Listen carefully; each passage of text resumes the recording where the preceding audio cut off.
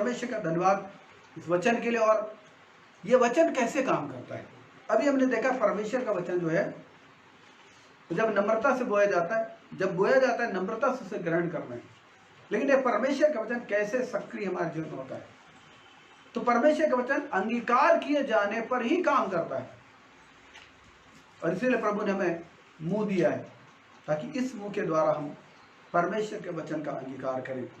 तो ये दूसरी स्टडी है, मैं दोनों स्टडी को, मैंने बोला कि मैं दोनों स्टडी एक साथ दूंगा, तो ये आप इसका शीर्षक लिख सकते हैं कि परमेश्वर का वचन अंगीकार करने पर काम करता है। परमेश्वर का वचन अंगीकार किए जाने पर काम करता है। तो पहला जो उसका पॉइंट मैंने यहाँ पर लिखा है वो है कि परमेश्वर अपने वचन का आदर करता है। और भजन 138 उसके 2 पद की आखिरी लाइन बताती है कि परमेश्वर अपने वचन को अपने बड़े नाम से ज़्यादा महत्व देता है। परमेश्वर अपने वचन को अपने बड़े नाम से ज़्यादा महत्व देता है। माने परमेश्वर अपने वचन को, अपनी प्रतिज्ञा को, अपनी योजना को बहुत ही महत्व देता है, अपने बड़े नाम से ज़्यादा महत्व देता है। और इसीलिए बाइबल एक बात कहती भजन 115 के 16 पद में कि स्वर्ग तो यहोवा का है परंतु पृथ्वी से मनुष्यों को दी है। तो जब इस पृथ्वी पर परमेश्वर कोई काम करना चाहता है तो बिना हमारी प्रार्थना के परमेश्वर काम नहीं करता। याद रखिए, परमेश्वर के एक महान दास ने एक बात को बोला, वो एक प्रार्थनाशील व्यक्ति थे, उनका नाम मैं भूल रहा हूं, लेकिन वो उनको प्रिंस ऑफ गॉस्पेल कहा जाता था। और उन्होंने बोला कि वो प्रार्थना के में डूबे रहने वाले व्यक्ति थे। उन्होंने कहा कि मुझे ऐसा लगता है कि परमेश्वर कुछ नहीं करता, केवल प्रार्थना को उत्तर देता है। तो वास्तव में जब बाइबल में हम इस चीज को देखते हैं तो भजन 115 का 16 पद में लिखा है कि स्वर्ग तो यहोवा का है परंतु पृथ्वी उसने मनुष्यों को दी। तो जब हम लोग प्रार्थना करते हैं इस पृथ्वी पर तब परमेश्वर काम करता है। और इसलिए यशायाह उसके 64 अध्याय के 4 पद को देखेंगे, यशायाह 64 का 4, इसे पढ़ लेंगे। यशायाह 64 का 4, क्योंकि यहाँ पर मेरे पास लगभग अभी हमको 12 पॉइंट में मनन करना है। यशायाह 64 का 4, क्योंकि प्राचीन काल ही से तुझे छोड़ कोई और ऐसा परमेश्वर ना तो कभी देखा गया और ना कान से उसकी चर्चा सुनी गई, जो अपनी बाट जोहने वालों के लिए काम करे। जो अपनी बाट जोहने वालों के लिए काम करे। परमेश्वर बाट जोहने वालों के लिए काम करता है और प्रार्थना के द्वारा हम उसकी बाट जोते हैं। याद रखिए, प्रार्थना के द्वारा हम परमेश्वर की भलाई की बाट जोते हैं और परमेश्वर मेरी प्रार्थना को सुनकर काम करते हैं। इसलिए जब आप प्रार्थना में है ना तो निराश मत होइए। जब आप अपने व्यक्तिगत जीवन के लिए किसी आवश्यकता के लिए प्रार्थना कर रहे हैं, आप अपने गांव के लिए प्रार्थना करते हैं, देश के लिए प्रार्थना करते हैं, जो भी प्रार्थना है आप करते हैं, समस्याओं संकटों को देखकर, आवश्यकताओं को देखकर आप निराश मत हों। कल सुबह जब मैं प्रार्थना में था और प्रार्थना के बाद फिर मैं विचार कर रहा था कि अधिक प्रार्थना करने का मतलब क्या होता है, तो परमेश्वर ने मुझको तुरंत स्मरण दिला भजन 126 के 5 और 6 पद को। और 5 पद में लिखा है, भजन 126 का 5 में लिखा है, जो आंसू बहाते हुए बोते हैं वे जय जयकार करते हुए लौने पाएंगे। 6 पद में लिखा है, चाहे बोने वाला बीज लेकर रोता हुआ चला जाए परंतु वह फिर लिए जय जयकार करता हुआ निश्चय लौट आएगा। हाँ, ये लिखा है आपकी बाइबल में लिखा है कि चाहे बोने वाला बीज लेकर रोता हुआ चला जाए, लेकिन जब लौटेगा तब पुलिया लेकर लौटेगा। इस वचन को प्रभु ने मुझको स्मरण दिलाया और बोला कि परमेश्वर मुझको समझाए इस वचन से कि हम जो प्रार्थनाएं करते हैं, आप जो मेहनत करते हैं, आत्मिक रीति से मेहनत करते हैं, यदि आप भौतिक संसार में भी देखें, माँ की मेहनत को देखें, आत्मिक मेहनत को देखें, जब आप बाइबल पढ़ते हैं, प्रार्थना करते हैं, परमेश्वर के साथ वक्त गुजारते हैं, प्रभु की इच्छा को जानकर पूरा करना चाहते हैं, ये जो है ये बीज बोना है। तो बीज बोते समय आनंद नहीं होता, बीज बोते समय मेहनत लगती है, प्रयत्न होता है। बीज बोते समय थकान लग सकती है, निराशा आ सकती है, बीज बोते समय कष्ट हो सकता है, संकट का अनुभव हो सकता है, लेकिन परमेश्वर का वचन कहता है 5 पद में, जो आंसू बहाते हुए बोते हैं वे जय जयकार करते हुए लौने पाएंगे।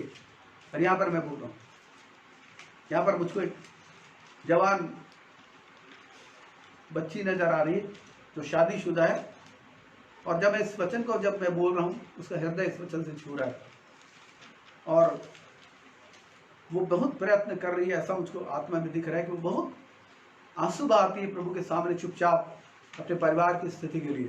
और इस वचन को वो याद रखे, इस वचन को पकड़ ले कि यदि तुम आंसू बहाते हुए रो रही हो तो निश्चय जानना उसका परिणाम हमेशा जो है, लिखा है कि जो आंसू बहाते बोते हुए जय जयकार करते हुए लौने पाएंगे। इस वचन को याद रखो, ये वचन सबके लिए, आप सब इसे याद रखें। यदि आप कोई भी प्रयत्न करते हैं तो बाइबल कहते हैं प्रयत्न करने में आलसी मत होइए, प्रयत्न करिए, प्रयत्न करिए, परिणाम हमेशा सुखद आएगा, क्योंकि जो आपकी प्रार्थना को सुन रहा है वो परमेश्वर है, जो आपकी प्रार्थना को सुन रहा है वो परमेश्वर, और वो अपने वचन का आदर करने वाला परमेश्वर है। वही हमने देखा पहला पॉइंट, वो अपने वचन का आदर करता है, वो अपने वचन को गिरने नहीं देता। इसलिए जब आप निरंतर प्रार्थना करते हैं वो अपने वचन को पूरा करता है। इसलिए भजन 18 के 1 पद में प्रभु ने बोला कि नित्य प्रार्थना करनी चाहिए और हियाव नहीं छोड़ना चाहिए, सांस नहीं छोड़ना चाहिए, क्योंकि हमारा जो उत्तर है परमेश्वर के हाथ में, और निश्चय वो भला उत्तर देने वाला परमेश्वर।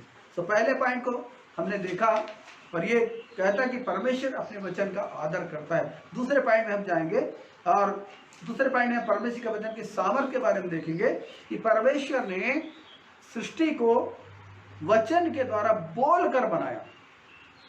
जब आप उत्पत्ति 1-2 में पढ़ते हैं, उत्पत्ति 1-2 का बताता है कि आदि में परमेश्वर ने आकाश और पृथ्वी की सृष्टि की।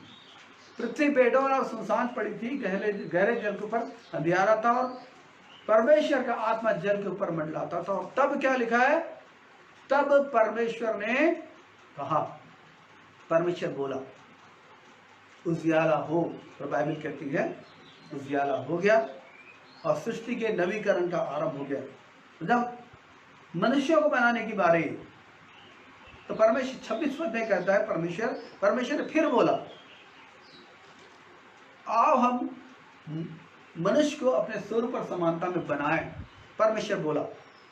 और जब आदम के लिए हव्वा का निर्माण कर रहा था तो परमेश्वर ने बोला, 2 अध्याय का 18 पद को देखेंगे, 2 अध्याय का 18 पद। फिर यहोवा परमेश्वर ने कहा, हाँ, आदम का अकेला रहना अच्छा नहीं, आदम का अकेला रहना अच्छा नहीं, मैं उसके लिए एक ऐसा सहायक मैं उसके लिए एक ऐसा सहायक बनाऊंगा जो उससे मेल खाए। हाँ, परमेश्वर ने कहा। यहाँ पर भी हम देखते परमेश्वर बोले। और जब आप एक बहुत ही महत्वपूर्ण चीज बाइबल बताती है, और जैसे उसके 59 उसके 21 पद में परमेश्वर ने हमारे लिए कुछ रखा है। परमेश्वर ने यीशु मसीह को ग्रहण करने के कारण हमें कुछ महान अद्भुत आशीषें दी हैं। और वो आशीषें क्या है? यह कहता है जो वाचा मैंने उनसे बांधी है, वो यह है हाँ, कि मेरा आत्मा तुझ पर ठहरा है, हाँ, और अपने वचन जो मैंने तेरे मुंह में डाले अपने वचन मैंने तेरे मुंह में डाले हैं, अब से लेकर सर्वदा तक वे तेरे मुंह से और तेरे पुत्रों और पोतों के मुंह से भी कभी ना हटेगी। माने ये परमेश्वर ने अपना वचन हमारे भीतर डाला है। तो परमेश्वर के वचन में सामर्थ है, वो हम नहीं, हम कमजोर लोग हैं, हम ऐसे लोग हैं जो जल्दी निराश हो जाते हैं, हम वो लोग हैं कि संसार की जब चिंताएं हमारे सामने आती है हम गिर जाते हैं। लेकिन ये परमेश्वर का वचन जो है ये पावरफुल है, ये पावरफुल है, ये हमारे अंदर डाला गया है। इसलिए जब हम प्रभु का वचन पढ़ते हैं, उसको बोलते हैं, हमारे अंदर एक नई ताकत आ जाती है। और इसलिए क्या लिखा है हमारे मुख्य वचनों के बारे में, नीति वचन का 18वां अध्याय आ जाएंगे और 4 पद को हम देखेंगे। नीति वचन 18वां उसके 4 को।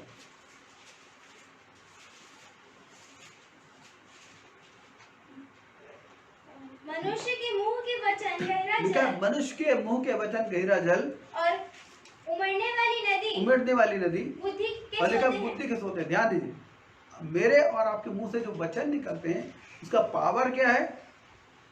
वो उमड़ने वाली नदी है। जो वचन निकल रहे हैं उसका पावर, उसका प्रभाव क्या है? क्योंकि दूसरे पद में हम यही देख रहे हैं कि परमेश्वर के वचन की सृष्टि, परमेश्वर ने सृष्टि को वचन के द्वारा बोलकर बनाया। ये पावर को देख रहे हैं। तो हमारे अंदर भी पावर है हमारे होठों के शब्दों में। तो लिखा है कि हम मनुष्य के मुंह के वचन गहरा जल और उमड़ने वाली नदी या बुद्धि के सोते हैं। अब इसके 18 अध्याय की किस पद को पढ़िए। जीव के वश में मृत्यु और जीवन दोनों होते हैं। अब यहाँ पर लिखा है जीव के वश में मृत्यु और जीवन दोनों होते हैं। और जो उसे काम में लाना जानता है, जो उसे काम में लाना जानता है, वह उसका फल भोगेगा। वो उसका फल भोगेगा। वो उसका फल भोगेगा। जो उसे काम में लाना जानता है वो उसका फल भोगेगा। ये बोला जा रहा है। माने आप होठों से बोते हैं और जो कुछ आप बोते हैं उसको आप काटेंगे। तो यदि आपने ब्लेसिंग्स बोई है आप ब्लेसिंग्स काटेंगे, यदि कर्स बोया है आप कर्स काटेंगे। भजन 109 के 17 पद में दाऊद एक व्यक्ति के बारे में बोलता है और बोलता है कि वो व्यक्ति जो है वो श्राप देने में प्रीति रखता था, ब्लेसिंग नहीं बोलता था, वो श्राप देने में प्रीति रखता था। और भजन 119 में उसके भजन 109 के 17 पद में उस व्यक्ति के परिणाम बोला गया है कि वो श्राप देने में प्रीति रखता था, श्राप उस पर आ पड़ा। इसीलिए हमें अपने होठों से जब हम बातें करते हैं या किसी व्यक्ति के बारे में बात करते हैं तो बहुत सावधानी पूर्वक अपने होठों का इस्तेमाल करना चाहिए, क्योंकि जो कुछ हम बोलते हैं वही हम काटते हैं। और इसलिए बाइबल कहती है कि हम लोग जो है वो श्राप देने के लिए लेकिन आशीष के बारिश होने के लिए ठहराए गए। इसलिए हमारे होठों से आशीष के वचन निकला करें। हो सकता है किसी व्यक्ति ने आपको छोड़ दिया हो सकता है कोई व्यक्ति आपसे दुश्मनी करता है, उसने आपके खिलाफ आलोचना की हो, उसने आपको बदनाम करने की कोशिश की हो, और स्वाभाविक है कि हमारे हृदय में ऐसे व्यक्ति प्रति नाराजी आती है। लेकिन जब आप प्रार्थना के समय आप जाते हैं और आप चाहते हैं कि आप प्रभु की उपस्थिति और आशीष को प्राप्त करें, आप एक काम कीजिए, पहले उस व्यक्ति को आप क्षमा कीजिए और उसके लिए आशीष की घोषणा कीजिए। उसे आशीष दीजिए जिसने आपके खिलाफ कुछ बोला, आपको बदनाम करने की कोशिश की, आपकी आलोचना की, आपके विषय में झूठ बोला, पहले आप आशीष दीजिए। जब आप आशीष पाएंगे आप आशीष काटेंगे। और यदि आपने उस व्यक्ति के व्यवहार के बदले में वही बोया जो उस व्यक्ति ने बोया है, तो आप भी अपने जीवन में उसी चीज़ को काटेंगे जो आप बो रहे हैं, आप श्राप को काटेंगे। लेकिन यदि आप ब्लेसिंग्स को बोएंगे आप ब्लेसिंग्स को काटेंगे। इस बात को हमेशा याद रखिए। ये बात मैं नहीं, लेकिन आपकी जो बाइबल है उसमें 18 अध्याय का नीति वचन 18 के 21 में बोला गया। तीसरे पॉइंट में हम जाते हैं। तीसरा पॉइंट है परमेश्वर का वचन प्रभाव रहित नहीं होता। परमेश्वर का वचन प्रभाव रहित नहीं होता वरन शक्तिशाली होता है। हम इसे देखेंगे और लूका 1 अध्याय और 37 को हम देखेंगे। 1 का 37 और 1 का 37 लूका 1:37 ये मरियम के पास जिब्राइल आया।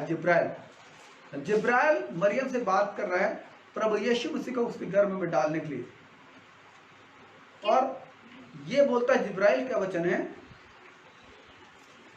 37, क्योंकि जो वचन परमेश्वर की ओर ये जिब्राइल स्वर्गदूत बोल रहा है कि जो वचन परमेश्वर की ओर से होता है वह प्रभाव रहित नहीं होता। ये बोल रहा है जिब्राइल। अब इसी बात को उसके 45 में मरियम कैसे उसको स्वीकार करी, अंगीकार कर रही है। धन्य है वह जिसने विश्वास किया कि जो बातें प्रभु की ओर से हैं वे पूरी होंगी। और हम देखते हैं कि मरियम इस प्रतिज्ञा की भागीदार नहीं होगी, क्योंकि उसने वचन पर विश्वास किया, उसे अंगीकार किया। यहाँ पर उसे अंगीकार को देखते हैं कि जो बातें प्रभु की ओर से होती वो पूरी होती, ये वो अंगीकार कर रही है। और जब आप 32 के 24 के 35 को पढ़ेंगे, वहाँ पर प्रभु ने बोला कि आकाश और पृथ्वी का टल जाना सहज है परंतु मेरी बातें नहीं टलेंगी। तो परमेश्वर का वचन शक्तिशाली होता है, प्रभाव रहित नहीं होता, शक्तिशाली होता है। भजन उसके 29 अध्याय के 29वां भजन 4 से 9 पद को जब हम पढ़ते हैं, वहां पर परमेश्वर के वचन की ताकत को बताया गया है। देखेंगे उस ताकत को। भजन 29 4-9। यह वह धर्मी है, उसने दुष्टों के फंदों को काट डाला है, जितने सियोन से पहले 29 129 नो 29 ओनली 29 29 कौन से 29 का 4 से 9। यहोवा की वाणी शक्तिशाली है। यहोवा की वाणी शक्तिशाली है। यहोवा की वाणी प्रताप में है। यहोवा की वाणी देवदारों को तोड़ डालती है। देवदारों को तोड़ डालती है। यहोवा लबानोन के देवदारों को भी तोड़ डालता बस है। ये तक पढ़े। हम देखते हैं परमेश्वर का वचन कैसे पावरफुल वचन है। यही वचन है जो जब मेरे और आपके मुंह से निकलता है, बीमारी को भागना पड़ता है, दुष्ट आत्मा को निकलना पड़ता है, बुरी परिस्थितियां, गलत चीजों को पलटना पड़ता है, लोगों की असफलता को खत्म होना पड़ता है, क्योंकि ये वचन हमारे मुंह से निकलते ही परमेश्वर के वचन है। वो हम नहीं है, हम तो कमजोर लोग हैं, लेकिन वचन हमारे मुंह से जब निकलता है वो सामर्थ के साथ काम करते हैं। चौथे पॉइंट पे हम आते हैं और ये कहता वचन अपना कार्य निश्चयता के साथ पूरा करता है। और इसे जरूर देख लेंगे। यशाया 50, 58, 10, 11। उदारता से 57 देखो, मैं थोड़ा सा मिस कर रहा हूँ। 57 तू अपनी यात्रा की लंबाई के कारण, सॉरी 54 देखो, 54। चाहे पहाड़ हट जाए और पहाड़ियां टल जाए तो भी मेरी करुणा तुझ पर से। ये 58 का 10, 11, 58 का 10, 11 है। 58 में नहीं है, लेकिन ये मैं गलत लिख पाया हूँ। 57 देखो, 57 या 56 देखो, 57 तो अपनी यात्रा की लंबाई नहीं, 56, 10, उसके पहरुए अंधे नहीं, हैं। 55, 54 देखो, मैंने थोड़ा गलत इंडोर्स कर दिया। हाँ यही है 55 का 10 and 11। हाँ, जिस प्रकार से वर्षा और हिम आकाश से गिरते हैं, जिस प्रकार से वर्षा और हिम आकाश से गिरते हैं, और वह वहाँ यूं ही लौट वो यूं ही नहीं लौट जाते। हाँ, वरन भूमि पर पड़कर उपज उग जाते हैं, जिससे बोने वाले को बीज और खाने वाले को रोटी मिलती है। उसी प्रकार से मेरा वचन, परमेश्वर कहता है, उसी प्रकार से मेरा वचन भी होगा जो मेरे मुख से निकलता है, वो व्यर्थ ठहर कर मेरे पास नहीं आएगा, बोल रहा है। हाँ, परंतु जो मेरी इच्छा है उसे वह पूरा करेगा, और जिस काम के लिए मैंने उसे भेजा है उसे वह सफल करेगा। माने परमेश्वर का वचन जो है निश्चयता के साथ अपने काम को पूरा करता है, इसलिए आपको डरने की जरूरत नहीं। परिस्थिति चाहे जैसे भी गंभीर दिखाई दे, तो जैसे भी विपरीत दिखाई दे, आपको लगे कि आपकी प्रार्थना को उत्तर नहीं मिल रहा है, लेकिन अगर परमेश्वर का वचन आपके पास है, प्रभु ने आपसे वचनों के द्वारा व्यक्तिगत रूप से बातचीत किया, आपको प्रकाशन दिया है आपकी भलाई के लिए, परमेश्वर उसे पूरा करेगा। क्योंकि जिस परमेश्वर की आराधना हम करते हैं वो भला और भला करता है। और पांचवा पॉइंट को हम देखते हैं, और वो यही है, परमेश्वर ने अपना वचन हमारे लाभ के लिए दिया है, हानि के लिए नहीं। परमेश्वर ने अपना वचन हमारे लाभ के लिए दिया है। और हम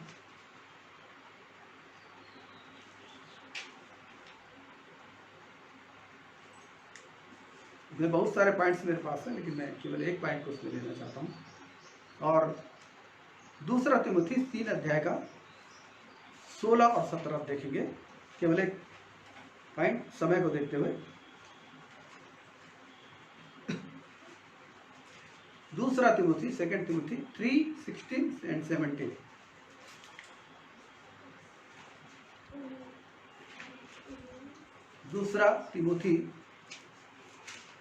दूसरा तीमुथी 3 अध्याय 16 और 17 पर। उन्हें पुरुष के घराने, नहीं, दूसरा तीमुथी,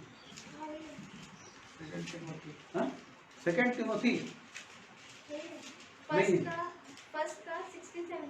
सेकंड का दूसरा अध्याय 16, 17 पर अशुद्ध बकवास नहीं, ये भी नहीं। 3 का 16, 17, 3 का 16, 17 संपूर्ण पवित्र शास्त्र, संपूर्ण पवित्र शास्त्र परमेश्वर की प्रेरणा से रचा गया है, और उपदेश और समझाने और सुधारने और धार्मिकता की शिक्षा के लिए लाभदायक है। क्यों?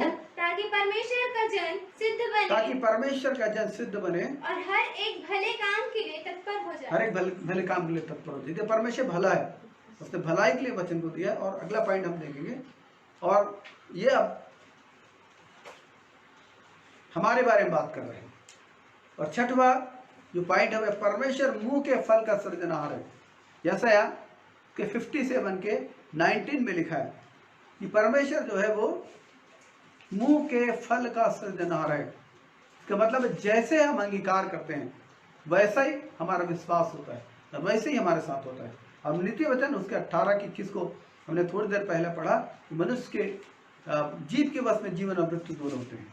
और 7वें पॉइंट में हम चलेंगे, थोड़ा जल्दी में आगे बढ़ रहा हूँ। आप 57 इसके 19 को जब देखेंगे वहाँ पर लिखा है कि परमेश्वर जो मुंह के फल का सृजनहार है, माने जैसे आपका अंगीकार होगा वैसे आपके साथ होगा, वैसे ही आपका भविष्य बनेगा जैसा आप अंगीकार करेंगे। हो सकता है वर्तमान में आपकी परिस्थिति पूरी रीति से बिगड़ी हो, पूरी रीति से ऐसी दिखाई देती हो, कभी सुधर नहीं सकती, लेकिन परमेश्वर के वचन का जो अंगीकार है, सही अंगीकार वो आपकी परिस्थिति को बदल सकता है। क्योंकि प्रभु ने बोला यदि तुम विश्वास करो और इस पहाड़ से कहो कि टल जा और समुद्र में जा पड़, वो तुम्हारी बात को मान लेगा और कोई भी बात तुम्हारे लिए असंभव नहीं होगी। और इसलिए आपको डरने की आवश्यकता नहीं, अपने होठों को, अपने मुंह के फल को सही करने की आवश्यकता है कि आपके होठों से परमेश्वर का वचन, उसकी प्रतिज्ञा के वचन निकलने पाए। निराशा के वचन को मत थामिए। 7वां पॉइंट है उद्धार के लिए हम मुंह से अंगीकार करते हैं, उद्धार के लिए। और उसके रोमी 10 के 9-10 लेकिन 10 पद में लिखा है कि धार्मिकता के लिए मन से विश्वास किया जाता है और उद्धार के लिए मुंह से अंगीकार किया जाता है। ये नए नियम में परमेश्वर ने छुटकारे का सिद्धांत यहाँ पर दिया कि छुटकारे के लिए, उद्धार के लिए मुंह से अंगीकार किया जाता है। इसलिए हम अगर अपनी परिस्थितियों को बदलता हुआ देखना चाहते हैं तो जरूरी है कि हमारे मुंह के अंगीकार को हम चेक करें कि हम किस प्रकार की चीजों को हम अंगीकार करते हैं। 8वां जो पॉइंट है वो है प्रभु यीशु मसीह हमारे अंगीकार का महायाजक है। बलिदान लेकर आने की आवश्यकता नहीं है, होठों में धन्यवाद, स्तुति और जो कुछ उसने प्रतिज्ञा की उन प्रतिज्ञाओं को याद करके उसके सामने आने की आवश्यकता है। और ये इब्रानी 3 अध्याय का 1 पद में लिखा है कि यीशु मसीह हमारे अंगीकार का महायाजक है। हम उसे अंगीकार करते हैं अपने होठों से, और जब हम प्रभु को हमने ग्रहण किया, हमने उसे बोलकर ही ग्रहण किया। हम 9वें पद में आते हैं और 9वां पद बताता है हमारी आशा के अंगीकार को दृढ़ता से थामना है, निराशा के नहीं। हमारी आशा के अंगीकार को दृढ़ता से थामना है। हमारा मन गवाही नहीं देता, क्योंकि हमारी प्रैक्टिस जो है वह निराशा की प्रैक्टिस है, हमारी प्रैक्टिस उदासी की प्रैक्टिस है, हमारी प्रैक्टिस जो है वो देखी हुई बातों पर विश्वास करने की प्रैक्टिस है। लेकिन बाइबल बताती है कि हम अनदेखी बातों पर विश्वास करने के लिए बुलाए गए हैं, और अनदेखी बातों को परमेश्वर का वचन जो वो जाहिर करता है। मैं चाहता हूं इब्रानी इसके 10 अध्याय इसके 19 और फिर 22 इसको पढ़ेंगे। इब्रानी 10 अध्याय के 19 पद कहता है इसलिए हे भाइयों जब हमें यीशु के लहू के द्वारा उस नए और जीवते मार्ग से पवित्र स्थान में प्रवेश करने का हियाव हो गया है, जो उसने पर्दे अर्थात अपने शरीर में से होकर हमारे लिए अभिषेक किया। अब 22 को पढ़े। तो आओ हम सच्चे मन और पूरे विश्वास के साथ विवेक का दोष के लिए हृदय पर छिड़काव लेकर और देह को शुद्ध जल से धुलवाकर परमेश्वर के समीप जाएं। आओ हम अपनी आशा के अंगीकार को दृढ़ता से थामे रहें, क्योंकि जिसने प्रतिज्ञा की है वो सच्चा है। हालेलुया। जिसने प्रतिज्ञा की वो सच्चा है। इसलिए बहुत ही महत्वपूर्ण चीज है हमारे जीवन के लिए कि हम अपने आशा के अंगीकार को दृढ़ता से थामे रहें। जो कुछ हमने अंगीकार किया, निराशा के अंगीकार को मत थामिए। निराशाजनक बातों को आप अपनी सिचुएशन को जाहिर कर सकते हैं, लेकिन निराशाजनक बातों को अपने विश्वास का आधार मत बनने दीजिए, बल्कि आशा के अंगीकार को दृढ़ता से थामे रहें। जिसने प्रतिज्ञा की वो सच्चा है, वो आपके होठों के फलों को गिरने नहीं देगा। 10वें पॉइंट में आएंगे, और 10वां पॉइंट एक चेतावनी का पॉइंट है। यदि वचन के अनुसार अंगीकार ना करें तो पौ ना फटेगी। अर्थात यदि वचन के अनुसार हमारा अंगीकार ना हो तो जो कुछ हम चाहते हैं वो नहीं होगा। ये यशायाह 8 अध्याय 19 और 20 पद में लिखा है।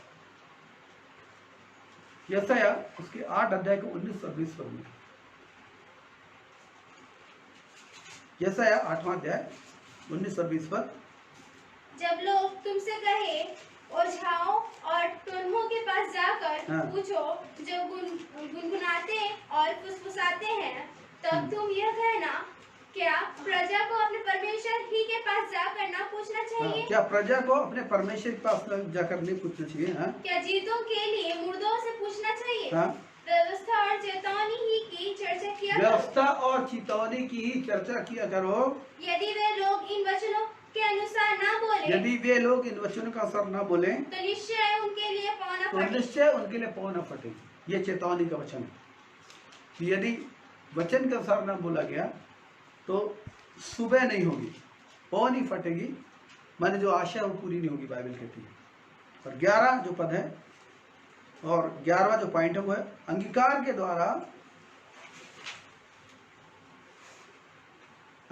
द्वारा हमें विरोध की सामर्थ को खंडित करने का अधिकार दिया गया है। अंगीकार के द्वारा, प्रार्थना में अंगीकार के द्वारा हम विरोध की सामर्थ को खंडित करते हैं। यशायाह उसके 54 के 17 को देखेंगे और मत्ती उसके 18 अध्याय के 18 उसको देखेंगे। यशायाह 54 उसका 17। जितने हथियार तेरी हानि के लिए जितने हथियार तेरी हानि के लिए बनाए जाए उनमें से कोई सफल ना होगा। और जितने लोग मुद्दई होकर तुझ पर नालिश करें, जितने लोग मुद्दई होकर तुझ पर नालिश करें, उन सबों से तू जीत जाएगा। यहोवा के दासों का यही भाग होगा। यहोवा के दासों का यही भाग होगा, और वे मेरे ही कारण धर्मी ठहरेंगे। ये जब आप पढ़ रहे हैं इसको फिर से एक बार पढ़ें 50 का 17। जितने हथियार तेरी हानि के लिए बनाए जाएं, उनमें से कोई सफल ना होगा। और जितने लोग मुद्दई होकर तुझ पर नालिश करें, उन सबों से तू जीत जाएगा। यहाँ पर शायद आपकी बाइबल में टीप लिखा होगा कि जीत के द्वारा जीत जाएगा। माने हम प्रार्थना में जीत के सही अंगीकार के द्वारा हम जीतते हैं। खंडित करने का माने अंगीकार के द्वारा विरोध की सामर्थ को खंडित करने का अधिकार जो हमारे होठों में दिया गया, कि हम विरोध की सामर्थ को जो हमारे खिलाफ उठती है शैतान के द्वारा, उसे हम तहस-नहस कर देते हैं केवल अपने होठों के शब्दों के द्वारा, वचन को, परमेश्वर के वचन को अंगीकार करके और उसके अनुसार बोलकर। और यहाँ पर ये इस वचन के द्वारा बहुतों ने आशीष पाई है, मैंने देखा है। उनकी निराशाएं गई, उनकी हताशा गई इस वचन के द्वारा, जो यशायाह 54 का 17 के द्वारा, जब उन्होंने इसको अंगीकार किया। और अंगीकार करके उन्होंने जब युद्ध को लड़ना आरंभ किया, अंधकार की सामर्थ्य जो हथियार वो टूटते चले गए। और अंतिम जो पॉइंट है वो है, और ये आपके लिए एक प्रैक्टिस की बात है कि परमेश्वर के वचन का प्रतिदिन सामना कीजिए और उससे अपने हृदय को भरिए। परमेश्वर के वचन का प्रतिदिन सामना कीजिए, माने से रूबरू होइए, पढ़िए और उससे अपने हृदय को भरिए। और मैं आपको भजन उसके 19 उसके 7 to 11 और 7 को पढ़ेंगे। 7, 8, 9, 10 ये परमेश्वर के वचन के बारे में दाऊद कह रहा है। और 11वें पद में वो इन वचनों के जो फायदे होते हैं उसके जीवन में, उसके बारे में बात कर रहे हैं। भजन 19, 7, 8, 9, 10 पढ़ें। यहोवा की व्यवस्था खरी है, वो प्राण को बहाल कर देती है। यहोवा के नियम विश्वास योग्य है, साधारण लोगों को बुद्धिमान बना देते हैं। यहोवा के उपदेश सिद्ध है, हृदय को आनंदित कर देते हैं। यहोवा की आज्ञा निर्मल है, वह आंखों में ज्योति ले आती है। यहोवा का भय पवित्र है, अनंत काल तक ठहरता है। यहोवा के नियम सत्य और पूरी रीति से धर्म यहोवा में के है। नियम सत्य और पूरी रीति से धर्म में है। वे तो सोने से और बहुत कुंदन से भी बढ़कर मनोहर है। वे मधु से और टपकने वाले छत्ते से भी बढ़कर मधुर है। और 11वें पद में कहता है उन्हीं से तेरा दास चिताया जाता है और उनके पालन करने से बड़ा प्रतिफल मिलता है। उनके पालन करने से बड़ा प्रतिफल मिलता है। और इस बात को आप देखें, दाऊद के व्यक्ति के जीवन की गवाही को आप देख सकते हैं। एक छोटा सा बच्चा जो भेड़ बकरियों को चरवाहा था, लेकिन परमेश्वर का पीछा उसने वचन के द्वारा किया। वचन उसने अपने जीवन में रखा। भजन 119 बहुत बड़ी गवाही है दाऊद की कि वचन के द्वारा उसने क्या पाया। जरूर आप भजन 119 को आप शांति से बैठकर देखिए और देखिए कि वचन, परमेश्वर के वचन के द्वारा दाऊद ने अपने जीवन में क्या क्या हासिल किया। भाई तो कहता है मेरी मूर्खता चली गई, तो कहता मैंने ज्ञान पाया, तो कहता मैंने सामर्थ पाई, तो कहता मैंने पवित्रता पाई, तो कहता मैंने ताकत पाई, वो कहता है कि मैंने उसके द्वारा राह पाई। बहुत सारी अद्भुत महिमामय चीज़ों को वो लिखता है। तो कहता है कि वचन के द्वारा ही मैं प्रभु के पास आना सीखा, वचन के द्वारा ही मैंने अपने हृदय को शुद्ध करना सीखा, वचन के द्वारा ही मैंने बहुत महिमा, बड़ी बड़ी बातों को मैंने हासिल की। ये बात वो कहता है। परमेश्वर का वचन पावरफुल है। और फिर से मैं आपके स्मरण दिलाना चाहता हूँ भजन 126 के 5-6 पद को, जो आंसू बहाते हुए होते हैं वे जय जयकार करते हुए लौटे पाएंगे। तो जबकि परमेश्वर का वचन आप प्रभु पास इसलिए आए हैं कि आप अपने जीवन में महान महिमा की बातों को देखें। मैं आपसे कहना चाहता हूँ कि हमारे विचार, हमारी कल्पनाएं, हमारी इच्छाएं, ये सब सीमित हैं और इनमें संसार का रोग लगा है। और हम नहीं जानते, ध्यान दीजिए मेरी बात को, हम नहीं जानते कि हम अपनी इच्छा से अगर जीते हैं तो किस परिणाम को प्राप्त करते हैं। लेकिन जिस परमेश्वर ने हमें चुना, जिस प्रभु को हमने ग्रहण किया, जिस प्रभु के चरणों में हम आए, वो सारे संसार का रचने वाला महान बुद्धिमान परमेश्वर है। बाइबल कहती है उसने जगत की उत्पत्ति से पहले हमें उसमें चुन लिया, उसमें चुना है उसने हमें, और इसलिए चुना है कि हम उसकी व्यक्तिगत उपस्थिति में रहें, उसके साथ राज्य करें। हम नहीं जानते थे, लेकिन उसके अनुग्रह से हमने अनंत जीवन के महान उपहार को पाया है। हम नहीं जानते थे, लेकिन उसने अपनी संगति में, अपनी उपस्थिति में आने का हमको अधिकार दिया है। उसने हम पर दया की, करुणा की। हम तो नाश होने वाले व्यक्ति थे, हम तो कीड़े के समान इंसान हैं। हमारी क्या औकात, हमारी क्या हैसियत, लेकिन उसने हमसे प्यार किया। और इसलिए मैं कहना चाहता हूँ हम अपना जीवन उसके चरणों में सरेंडर करें, अपनी सारी इच्छा को सरेंडर कर दें। आज मैं बोलना चाहता हूँ अपनी सारी इच्छा को उसके सामने सरेंडर करें और उससे पूछे तेरी मर्जी क्या है। प्रभु से बोले प्रभु आपकी इच्छा क्या है, मैं आपकी इच्छा के लिए जीना चाहता हूँ। और मैं आपको बोलना चाहता हूँ जब आप ऐसा करेंगे और ऐसा करके वचन को जब पढ़ना शुरू करेंगे, महान महान अद्भुत भेद, महान महान अद्भुत योजनाएं जो परमेश्वर ने आपके लिए बनाई है, परमेश्वर वचन के द्वारा आपके जीवन में जाहिर करेंगे। अपना समर्पण कीजिए, अपनी इच्छाओं का समर्पण कीजिए, अपनी योजनाओं का समर्पण कीजिए, अपने संपूर्ण इच्छाओं का, संपूर्ण जो कुछ भी आप विचार करते हैं सब कुछ को समर्पित कीजिए और परमेश्वर से पूछिए परमेश्वर आपकी मर्जी क्या है। और जब आप वचन का सामना करते हैं, दीनतापूर्वक प्रभु के चरणों बैठे, खाली हृदय के साथ बैठे, परमेश्वर की मर्जी को जानने के लिए बैठे। अपनी बात को सामने मत रखिए, परमेश्वर की बात को सामने आने दीजिए। अपने हृदय को जाहिर मत कीजिए, परमेश्वर के हृदय को ढूंढना शुरू कीजिए। वचन के द्वारा हम उसके हृदय को ढूंढते हैं। मैं बोलना चाहता हूँ परमेश्वर एक खूबसूरत हृदय का मालिक है। उसके पास एक ऐसा हृदय है जो हृदय किसी और के पास नहीं पाया जाता। परमेश्वर के हृदय में अपार प्रेम है। परमेश्वर का हृदय हमारे लिए बालक के समान है। वो अपने संपूर्ण हृदय को हम पर प्रकट करता है। आदम ने जब पाप किया, सारी मानव जाति नरक में जाने की योग्य हो गई। मैं और आप अगर यीशु मसीह ने या परमेश्वर ने हमसे प्यार नहीं किया होता, परमेश्वर ने पुत्र को नहीं भेजा होता, परमेश्वर ने अगर हमारे जीवन में हस्तक्षेप नहीं किया होता, आज हम नरक की आग में जलते रहते, तरसते रहते, चिल्लाते रहते और कोई छुटकारा नहीं मिलता। लेकिन उसने इस पृथ्वी पर हमें रखा, अपना सामर्थ्य परिचय हमारे हृदय में दिया। और इसलिए दिया कि हमें हमारे ऊंचे स्थानों में ले जाए। लेकिन अगर हम अपना संपूर्ण उसको समर्पित करते हैं, संपूर्ण उसे ले लेते हैं, वो हमें हमारे ऊंचे स्थानों में हमको रखता है। मैं इस वक्त घटना याद करूँ एस्तर के बारे में।